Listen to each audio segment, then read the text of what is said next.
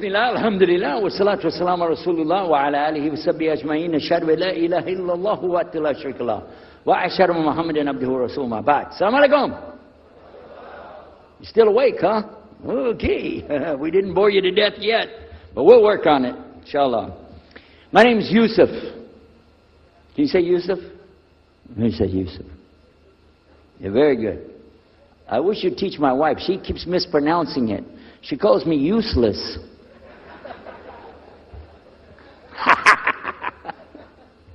Alhamdulillah. Now, how many of you were in the program today? I was teaching us, trying to teach about how to call the people to Islam called da'wah. How many were there? Okay? All right. I just used an example what I was telling you about. Remember I was telling you when you introduce yourself to somebody, you got to get friendly with them. So I just used an example right there. Because this will disarm the people. This disarm them and make them relax a little bit. Because they're coming to you with things like, how come you Muslims has to kill all the people? What kind of question is that? How come you have to beat your wives? Why does your book tell you that you're the only ones going to go to paradise? So these kind of questions, when they come to you, what are you going to do? So the first thing, as we said in the program, and I hope, by the way, if you didn't join us today, join us tomorrow. Are we continuing tomorrow on the Dawah thing or no? Oh, okay. But when we're doing it, you look through the schedule. I'm not going to get into that, but just look through the schedule and join us for this whenever we're talking about the Dawah. Because part of giving Dawah is you. And if the people aren't buying it, they're not going to listen to what you got to say. So you got to soften them up a little bit. Got me? Okay, where are we? The subject tonight is the subject of priests and preachers entering Islam. And often people ask me, we heard about you used to be a priest or something and you came into Islam, so, tell us about it. We want to know, how does that happen? And it's not just Muslims who want to know. Non-Muslims would like to know the story too, because they feel like, you mean you didn't understand? I mean, you were a priest, you didn't understand about Jesus? Come on, man! So, it's a topic that I talk about a lot. The first thing I have to do is clarify a couple of points. I was not a priest. In the English, we use the word priest to mean somebody who is in the Catholic Church. If you're not from the Catholics, if you're from the Protestants, then you don't use that term. We usually use the term, for instance, pastor, minister, preacher, reverend, and these are some of the titles. We came up with an awful lot of them because that's the way humans are, right? Give ourselves titles. So, I was a preacher and a minister of music. But that doesn't really matter, but just if you're talking to a Christian and you say a priest, he's going to say, oh my God, how is that? And when they find out, oh, you weren't a Catholic, well, that's a lie, then you weren't a priest. So I want to clarify that. As a matter of fact, I will tell you, in my own estimation, I'm probably the least of the factions within this equation. Because there were so many other people that came into Islam the same time I did. That's why it takes a little bit of time to tell the story. But they asked me to tell it tonight, so we're going to do that. But I want you to listen carefully to realize what goes through the mind of a person that's not Muslim. Okay? And I usually start out by telling people that my father and I were both ministers, and both of us were also businessmen. In the reverse order. We were business first and preacher second. Got me? Because, well, as they say, business is business. And that's exactly how it worked. We operated mostly in Texas. We had a place in San Antonio, Houston, and also in the Dallas area. And we were very concerned about Christian conditions. So my father started something called Concerned Christian Centers. And basically, if you look at it from a material point of view, it was a place to sell stuff. But what we would do is take consignment things in. People could bring things into us, and then we would sell it and keep part of the money. And keep a lot of the money. But anyway, they would bring in what they make with their hands, arts and crafts. And a lot of old women, they like to sit around and make things, then they give it to us, And this helps the church, which is called the church, and then it helps them as well. So it became like business and religion tied together, and that's very common in our country. At one point, my father told me, we're going to start doing business with a man from Egypt. Well, I said, well, this is great. International. It sounds good. We can put this in our business card. We're international. He said, and this man is from Cairo, Egypt. And that's where, if you know, they have the Nile River. They have those big pyramids. They have the Sphinx, Abu Hul. You know, they got everything. And we said, oh, this is good. He said, and he's a Muslim. I'll never forget it. I've told the story many times, but it's just like it happened yesterday. I'm standing in between the kitchen, or in the dining room and the living room area. You know, like this when we're talking, and I just stopped like this. I said, what? A Muslim? No way. No way do I want anything to do with that. Dad, come on, you should know better than anybody. Because we were linked in with other preachers. My father supported people like Pat Robertson. Huh? You know him? Huh, Pat Robertson? And Oral Roberts. He's not very popular anymore, but he used to be real strong. And his ministry up in Tucson, Tulsa, Oklahoma. In addition to that, people like Benny Hinn. I don't know if you heard of Benny Hinn. He's coming over this way, so look out. And there's many of them. John Hagee, and the list goes on. Jerry Falwell, Jimmy Swaggart. Some of the names, maybe you heard those before. We know these people. We know all about them. All about them. Okay? So at one point, here I am standing there talking to my father about a Muslim. These are the enemies of God. This is what we've been taught. These same people, I just mentioned their names, in their preaching on the television and so on, this is what they teach. Muslims are no good. Now it just became Muslims are terrorists. But back then, you know, we didn't reach that level yet. We were still just kidnappers, hijackers, you know. They said that Muslims don't believe in God, that they're worshiping a black box in the desert, and they kiss the ground 5 times a day. Now that's what we know, man. So here's this Muslim going to do business with us. I told my dad, no way, I'm not going to do it. And he insisted. He said, I want you to meet this man. He's very nice. And I said, I don't want to meet him. I never am like this, by the way. But on this case, I said, no. That's one thing I'm going to stand firm against. We're not going to do it. He said, I want you just to meet him. I said, all right. I'll do it for you. I'm going to do it my way. I'm going to go to church. And it's going to be on Sunday. When I come out of the church, I'm going to have my Bible under my arm. I'm going to have the salib. I used to carry a big cross. I'm going to have my cross with me. And I'm going to have my hat that says, Jesus is Lord. And I'm going to have my wife, born-again Christian, with me. And we are going to get this demon, devil, infidel, Muslim. And we're going to show him Jesus. Okay? And this is a true story, by the way. So I got up that morning on Sunday, and I was thinking, man, you know. We went to church. Strangely enough, the preacher was preaching out of the Old Testament about salvation coming at the time of David, which really puzzled me, because according to Christianity, it's coming through Jesus. And it really, that opened the door for me, but that comes up later in the story. Why was he saying there's salvation before Jesus? That's interesting. Now, when I get there to my father's store, I'm looking around, you know. I'm looking for somebody wearing, you know, a long white robe and some kind of black, you know, thing over that with a long beard. And I guess I was looking for me, wasn't I? Anyhow, when I get in there, I don't see this guy. By the way, imama, sword, everything. Ayatollah Khomeini, maybe. This is what I had pictured. I said, where is he? I'm ready. My father said, he's over here. I said, where? I said, here. That was a normal guy. He was normal. He didn't have a beard. He didn't have any hair at all. I said, how do you do? I told him my name. He introduced himself. His name is Muhammad. I said, how do you do? after the niceties of hello, how are you, how's everything, I said, God. He said, yes. Oh, yeah? Sure. I said, but do you believe in the God of Moses? He said, yeah. Abraham? Yeah. What about David and Suleiman? He said, yeah.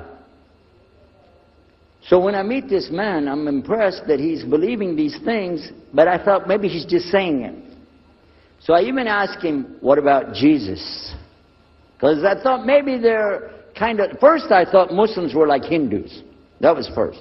And then when he said he believed in some of the things of the Bible, I said, okay, maybe they're like Jews. So that's when I said, yes, but what about Jesus? Do you believe in Jesus? And he said, yes. I said, okay, wait a minute. This is going to be easy. I can convert this guy. So I agreed that we're going to do business with him. And in fact, I took him immediately out to have tea together. We sit together, drink tea, talk a little while. And I start trying to teach him right away. I'm in the Bible. I got it right there. Flip it open. Genesis. Let's talk about Abraham. What do you know about Abraham? Abraham, he had 2 sons, you see, and blah, blah, blah, blah, blah. And I'm doing all the preaching to him. Do you imagine this? And he sit there. Okay. He's a graduate of Allah's heart. And like this. Get me? You know what I'm saying? Well, it happened that during Ramadan, some of his friends that he was staying with had to move their apartment around or something, and he was going to go stay in the masjid for itikaf in Ramadan. It's normal. We didn't understand. I thought he has nowhere to go, and I told my dad, this man has nowhere to go. And my dad said, no, he's got money. I said, no, he doesn't. Dad, I'm telling you, he has no place to go. I heard him say he's going to go live in the mosque to a Christian. If you're going to live in the church, ooh, that's the worst. So I said, let me offer that he can stay at our place. And my dad said, no, you don't do that. That's not right. I said, no, I'm going to offer it to him. I went to him and I said, how would you like to come stay at our place? He said, no, I want to go and stay there. I want to stay in the mosque, and it's something good. I said, oh man, look at this poor man. Oh my God, he doesn't know, you know. He just, oh, poor soul. Please come and stay in our house. And he said, no, I can't. I need to go stay over there. I said, look, I'm scratching his dignity. So I told him, listen, no. I want you to come and you can pay. You can pay money and stay with us. He said, how much? I said, $15 a week. Which in America is like nothing. $15 is nothing. I said, and then he kind of hesitated. I said, and we'll pay for all the food. Well, you eat $15 worth of food in one day in America. He said, okay, all right. And I told my dad later, I said, see how I did that? Because now he'll stay with us. He knows he's getting a good deal on the food, and I was making it all about money. Well, I didn't know he wanted to come and stay with us. He wanted to learn about how we're Americans and how is the dawah going to be. What do we believe? Especially people who are preaching. So he came and stayed in our house. And I said, well, now that's good. I'll travel with him and go with him in places, and he'll see and he'll learn about Christianity. As we were traveling and working together, we put up tables just like this and booths and things and set things out for people to come and look at them and sell things. And I caught him one time. When somebody wanted to take something from the front, he took it from the back and gave it to him. And I looked at him. And the next time somebody started to take something, he took from the back and gave it to him. I said, hey, Muhammad, we take the stuff from the front because that's the old stuff. The new stuff in the back, just hold it back. You know what I'm saying? This is dated material. Get rid of the junk first. He said, no, I can't. In my religion, we can't sell something unless we give the people the best. I said, got me on that one. And I'm supposed to be telling him about a better deal. I said, okay, yeah, whatever. You're never going to make any money, though. But that's all right. Over a period of time, I came to learn a lot of things. Also about being humble. A lot. because this man was obviously well educated, very articulate, could really talk about a lot of subjects. In fact, I tried to debate with him about many things, but he was so wise and well educated that he could see what I was doing, and he would take it easy and let me win every debate. I could win any debate with him if he wanted me to. But if he wanted me to lose, I was going to lose. This was how well he could handle it.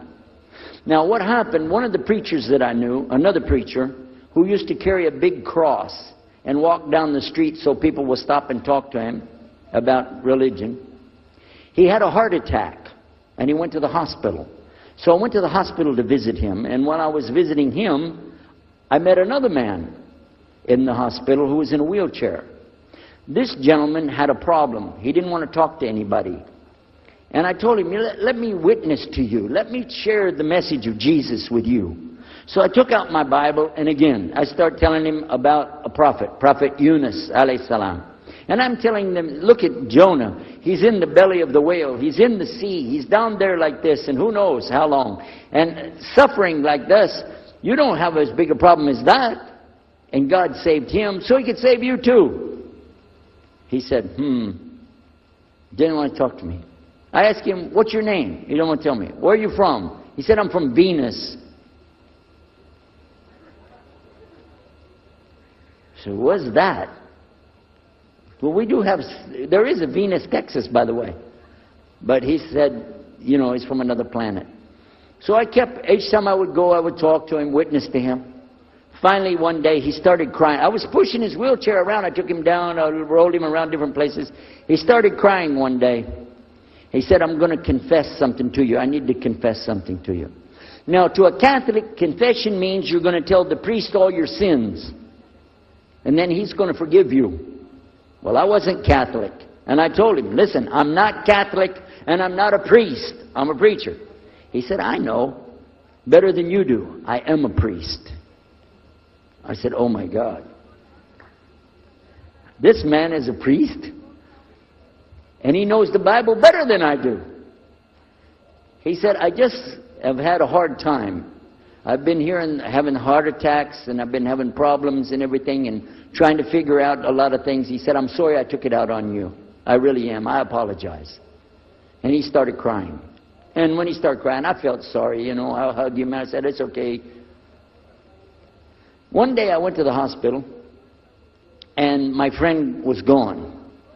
So I started visiting with the priest. And it happened one time I went to visit him at the hospital, and he was gone. And I asked him, where did he go? They said he went home. I said, home? He's a missionary priest from South America. How did he go home? She said, I don't know. He's not here. I'm sure his family. I said, he has no family. I know him personally. He has no family. Where did he go?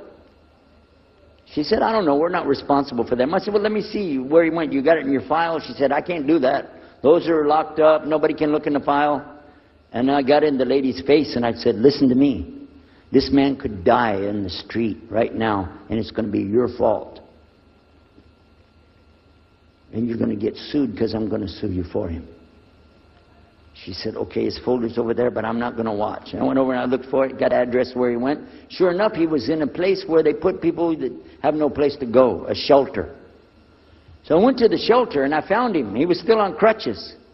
He saw me, he started crying again. He said, please get me out of here, get me out of here. I said, okay, come live at my house. Now, I told you the story so you can see something. Now look, I have 2 visitors in my house. One is a Catholic priest. The other is a Muslim. And I'm thinking I can get the Catholic priest and convert him to be a Protestant. At the same time, I'm going to catch the Muslim and bring him over to Christianity. High aspirations. But it didn't work. Some strange things began to happen. We would sit around the table at night to discuss what is the Bible and what's the salvation. My father has a Bible. It's called King James Version of the Bible. Most of you probably heard about it, especially any students of Ahmadiyyat or Zakir Naik. You've heard about King James Version of the Bible. But I work out of a different one that I've had since 1953. It's called the Revised Standard Version. And it says in it, King James Version has grave mistakes. And it's in it. King James Version has grave mistakes, grave errors, defects in it. That's what it says. So I began to preach out of mine, which doesn't match. Now my father said, no, it's this way. I said, no, it's this way. Now my wife comes up with her Bible from Jimmy Swaggart. It's called The Good News for Modern Man. Okay? Totally different. It's written in modern vernacular. You can just, say anything you want to with it. You don't even recognize the Bible anymore. The Catholic priest, he's got another Bible. An older Bible with 73 books. We're working out of 66 books.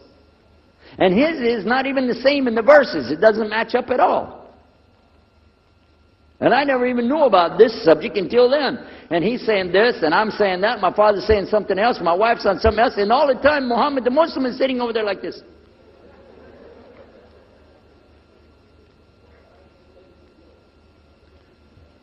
So we asked him. I guess it was me asking him. I said, well, how many versions of your book, your Quran, do you have? He said, the Quran has no versions. There's only one. It's original. It's in the Arabic language. ذَلِكَ الْكِتَابُ لَا رَيْبَ فِيهِ. This is the book that has no doubt. هُدًى لِلْمُتَّقِينَ. It's guidance for those who have taqwa for Allah. As Sheikh Muhammad Jabali was just telling you about this shield or taqwa that you have to have between you and Allah subhanahu wa ta'ala. And only certain people are going to get the huda, hidayah, dina, from this Quran. These people that have the taqwa. So when he's telling us that the Quran is one, I'm going, huh? And it's in the original language, we still have it. You know what I was thinking? He's lying. I was sure he was lying because he could see the problem we were having, and he just sat back and made that up. But I don't know Arabic at that stage, so I don't know what to say. Maybe, I don't know. And he left it at that. He didn't try to preach. But it put a big doubt in my mind now about, we got all these books, he's got one, and la rayba fi, no doubt in it. So another time we had another discussion that came up. Now this time I went to the other preacher who had the cross. And I was asking him, I want to be able to explain the Trinity. He said, you know the Trinity. I said, yeah, I know. And I know the Council of Nicaea when we had that. But I want to know the way to explain it so a human being can just understand it. He said, okay. It's like an apple. Just take an apple. The apple has a shell around the outside, the skin. Inside is the meat. Inside of that is the seeds. Okay? 3 things, 1 apple. That's the way. I start going back, I'm going to tell this Muslim about the Trinity. But on the way, I remember his arguing with me, his way of debating with me. I said, no, he's going to tear me apart. As soon as I say seeds, he's going to say there's more than one. So it could be 7 or 8 or 9 or 10 gods all rolled into one. No. It's got to be special. It doesn't work like that. Let me go back and try again.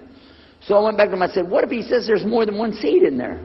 He said, okay. I said, and besides, it could have a worm running through it. Then that would make it go up another notch. What can I do about that? He said, okay, forget the apple. I said, okay. It's like the babe, the egg. Use the egg. The egg has a shell. Inside of the egg is the white. Inside of the white is the yellow. 3, 1 egg. That's it. That's good to go. Now I start going home again, and it hit me. Wait a minute. The egg could have a double yolk. God becomes 4, just like that. Plus, it could be rotten. I'm not going to ask him again. So at the market one day, I saw a man, and I was talking to him because I was listening to some things that Muhammad had told us about the belief in Islam. Allah is one. And so I was telling this guy, I got some doubts about the Trinity. He said, you a preacher, you have doubts? I said, yeah, it doesn't make any sense. It doesn't make any sense. How could 3 be 1? He said, okay, look. You see me? I'm one man. I said, yeah. See my wife? Yeah. It's one person. Yeah. See my son? Yeah. 3. 1. One family. It's the family of God. Use that.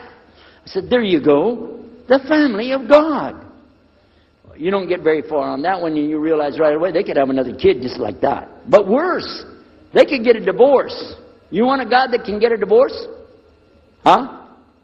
In Texas, if you get a divorce, your wife gets the car, cars, house, your retirement check, your 501, your Keogh plan. She's going to get your computer and even your email. You got nothing left. And I don't want a God that could have a worm in it. I don't want a God that can be rotten, and I don't want a God that can get a divorce. I want to explain this Trinity the right way. Sure enough, the subject came up, Trinity. There we are. Now here's the priest trying to talk about the Trinity is like an apple. I'm going, you don't go there. And then he's an egg, don't worry about it. The family of God, forget about it. I know what's going to happen. So we ask Muhammad, we say, okay, what do you say about God? What do you think he said? أعوذ بالله من الشيطان الرجيم بسم الله الرحمن الرحيم قل هو الله أحد الله الصمد لم يلد ولم يولد ولم يكن له كفوا أحد. And he explained it something like this. Say he is Allah, the unique, not like anything else. He's eternally sought after by his whole creation, but he doesn't need the creation. He's not the father of anything. He's not the son of anything. He's not like anything. And he is unique. Ahad. I said, boy, that's exactly what I already think, but I can't admit that. That sounds too easy. But plus in the Quran, Allah subhanahu wa ta'ala tells us to tell the Christians, don't say three. Here's a little point. I'm going to go out of the story for a minute to show you something.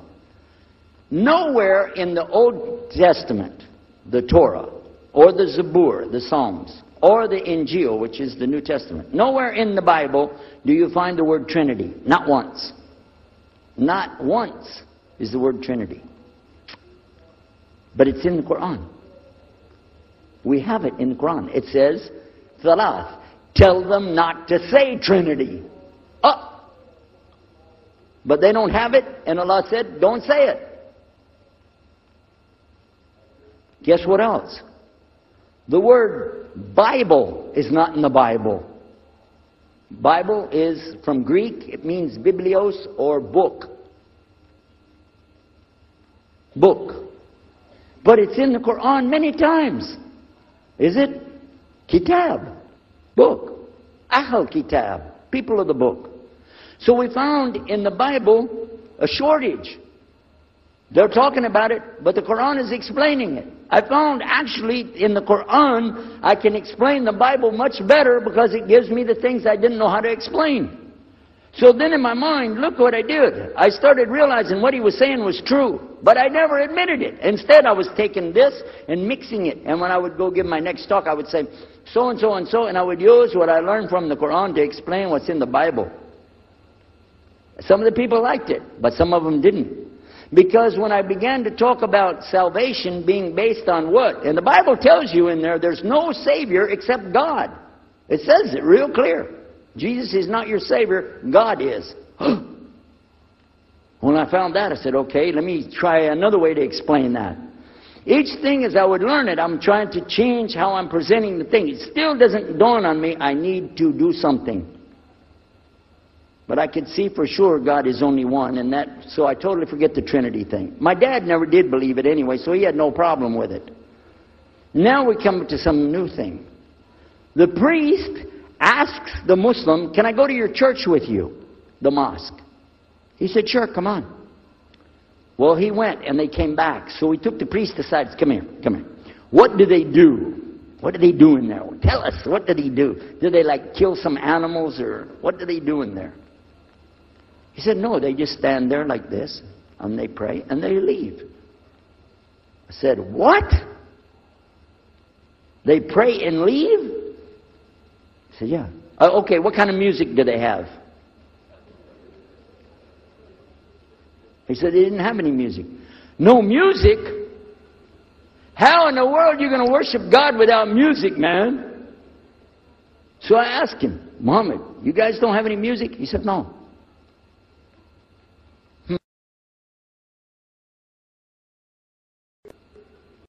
How in the world are you going to worship God without music, man? So I asked him, Muhammad, you guys don't have any music? He said, no.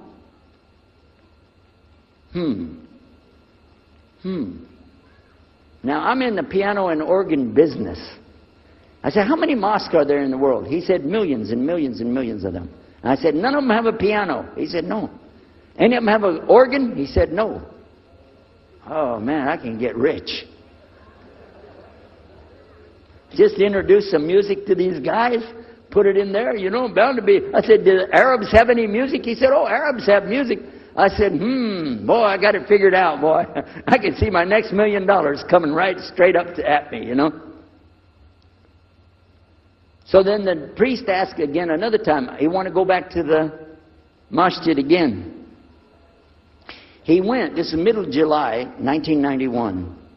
He went to the masjid with him again. And by the way, this masjid, Sheikh Mohammed Jabali knows it very well, is on Medina Drive in Arlington, Texas.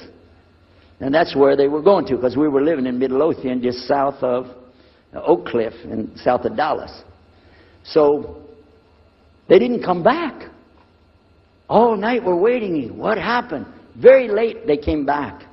And when he came in, I looked. There's Muhammad. I recognized him. Who's the guy with him, though? He's wearing a white jalabiyah, white dress like this. Has a white pillbox cap on his head. And I looked at him and I said, Pete.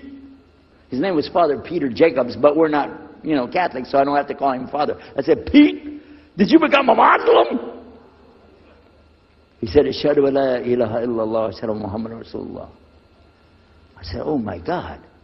Now I used to have cameras like these cameras right here, because we had a television show called Istes Music Jamboree. So I got one of our cameras out, opened it up, set it all up on the tripod, and I was going to interview him and ask him, well, you know, why you went to Islam? What happened? While I was talking to him, though, he fell asleep. So it was still in my mind, and I was thinking, what am I going to do? This is too amazing. Now here I'm preaching to the people, and I'm trying to change what I'm saying, and here's a priest, just became a Muslim. My father's saying it's a good deal. It sounds all right to him. I don't know what to do.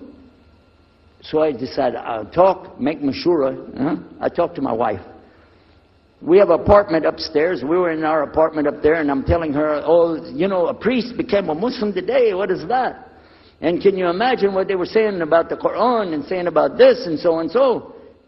All of a sudden, she said, I want to get a divorce. Oh, whoa. It's not the subject, but what happened? She said, no, all this talking about religion and talking about Islam, and so I can see. I said, oh, no. No problem here. No problem. I said, you thought no, I was just observing somebody else. No, I'm not interested. Trust me. I don't want to be with those Muslims. Last thing I want to do is be with a Muslim. No way. Just put your mind at ease. She said, I need a divorce. I said, where are we going with this again? What's the problem with that? What happened? She said, a Muslim can't be married to a Christian. I said, what? No, wait a minute. Hold on. I don't look at me. I'm telling you, I swear, I don't want to be a Muslim. Okay? And even if I did, don't you remember what he said? A Muslim man could be married to a Christian woman. It's not a problem. But I'm not saying I won't do. I'm just saying it's not a problem. She said, that is the problem. A Muslim woman can't be married to a Christian man. I want to be a Muslim, so I need a divorce.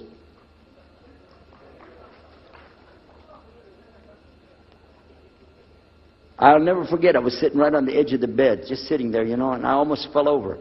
I said, at last, I can tell the truth. I can say it.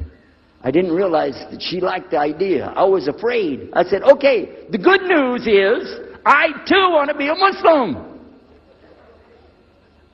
You know what she said? I don't believe you. I said, no, really. I was just saying that because, you know, but for sure, just so you know, I want to be a Muslim. I've been thinking about it. I want to be a Muslim. We're both going to be Muslim. Alhamdulillah, it's going to be great. Right? You know what she said?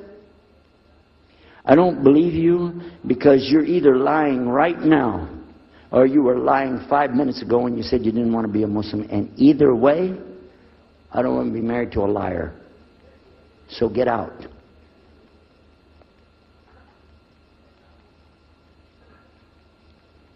So I started leaving. I'm walking down the stairs of the apartment. I'm down to my father's part. I said, wait a minute. Where am I going to go? This is my father's house. I just got thrown off of my own property. What happened here? So I went to get to Muhammad and I woke him up. I said, come, you and me, we got to talk.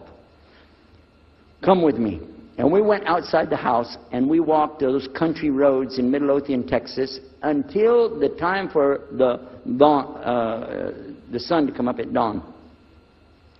And all that time I talked to him about what's it like to be a Muslim, how do you have to believe, what do you have to do. Let me hear all of it now. And no more playing a game. I'm not debating, I just want to know. Just tell me. Just tell me what's Islam. I need to know what I need to do. And he told me everything and I realized this is it. I got to make a decision. This is a big deal though. And he told me, okay, this is up to you. You have to go make a choice for yourself. I can't help you. I said, oh my God. So when he was praying Fajr, I decided, I've been watching this man praying this direction with his head on the ground. It's so beautiful to see a man humble himself, put his head on the ground to the Rabbil Alameen. I said, oh my God, let me try that. So I sneaked off somewhere where nobody could see me, illallah. And then I found a place, a board there, you know, and I bowed down on the ground and I put my head down on the ground on that board there. And by the way, I'm pretty good at speaking, especially in prayers. I used to make so long a prayer, they wouldn't let me say the prayer at Thanksgiving because the food would be cold. Okay? So, but I put my head on the ground and only these words came, no more words, just this. Oh God, guide me. That's it. And I was thinking, oh, I got to say more than that. Nothing. Oh God, if you're there, guide me. That's it. After a while, I sat up and I looked around. There wasn't any fancy rainbow. It wasn't birds flying around. There was no big signs from above. There was no music, angels, harps, nothing like this. It was just a cloudy day in Texas. But inside, I could realize I had to make some changes. To me, that's what I need to do. There's the problem, it's inside of me. Within a few minutes, it became clear what I needed to do, and I had to develop an idea of how to pull this off. I talked to my wife, I talked to my father, I made a bath, and at 10 o'clock that morning, in Midlothian, Texas, I went in front of this man named Muhammad, and this new man named Yahya, who used to be the priest, and I said, Ashhadu an la ilaha illallah. Wa ashhadu Muhammad Rasulullah. Immediately after that, my wife did her shahada. Ashhadu la ilaha illallah. Ashhadu Muhammad Rasulullah. A few months later, my father did his shahada. Ashhadu la ilaha illallah. Ashhadu Muhammad Rasulullah. Step by step by step, we saw so many people enter into Islam. We wanted to tell the whole world what is Islam. We wanted everybody to know the real Islam. I said, how could this escape our knowledge? How could we not? Later, my father did his shahada. Ashhadu la ilaha illallah. Ashhadu Muhammad Rasulullah. Step by step by step, we saw so many people enter into Islam. We wanted to tell the whole world what is Islam. We wanted everybody to know the real Islam. I said, how could this escape our knowledge? How could we not know about this great and wonderful thing called Islam? And it looks like all we got to do is just tell the people. I went to the Imam of the masjid there and I told him, let's tell the people. Then I found out something else about us as Muslims. And that's why we've got this convention here right now. This is why we have the exhibition. So you're going to use this week to learn how you can become, inshallah, the best Muslim you can be, and how you can show the real Islam to the people that are not Muslim.